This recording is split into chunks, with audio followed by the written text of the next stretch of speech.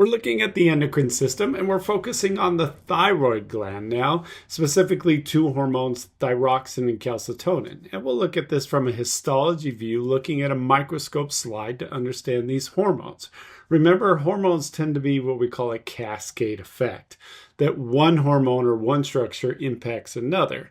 The hypothalamus and the pituitary gland directly impact the thyroid, and we use that through thyroid-stimulating hormones. Remember that thyroid is that bow tie gland that if I was to wear a bow tie with a tuxedo, it looks like a butterfly. So some people refer to it as the butterfly gland.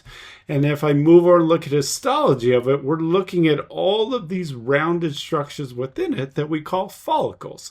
And we'll see this with different organs throughout the body, that we can organize them into functional units that we call follicles. These follicles are wrapped with cells, and these cells are called follicular cells. These follicular cells are actually simple cuboidal epithelium.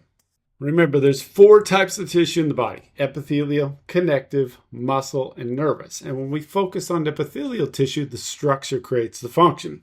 Simple squamous epithelium, thin and flat cells allow for movement of materials.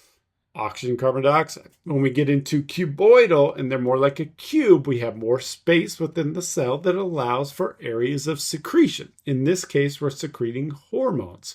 So these cells, we often use this to look at simple cuboidal because it gives us that appearance to understand the basic structures. So releasing from those simple cuboidal is thyroxine. And thyroxine is that metabolic hormone that helps to increase the metabolic activity of our cells, to increase the energy, oxygen consumption, and then gives us that overall growth.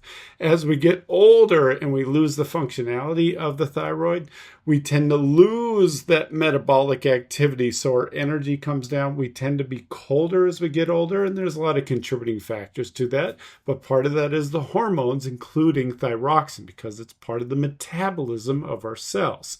When I added colloid through this is the basic gel-like material inside the follicle, and it's actually a precursor for the hormone of thyroxine. So thyroxine is part of the follicle.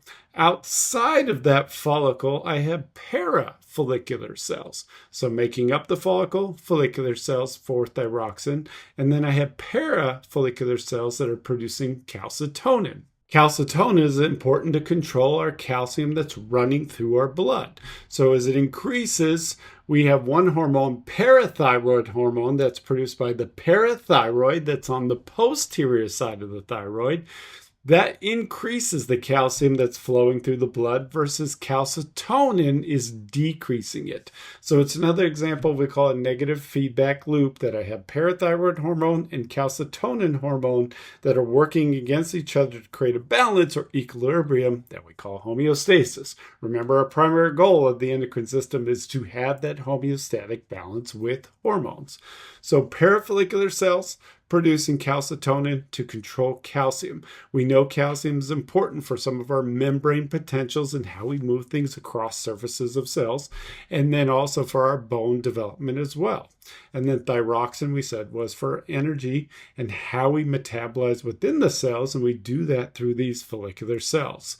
So we focus primarily with thyroxine and calcitonin. These are the main hormones produced by the thyroid gland.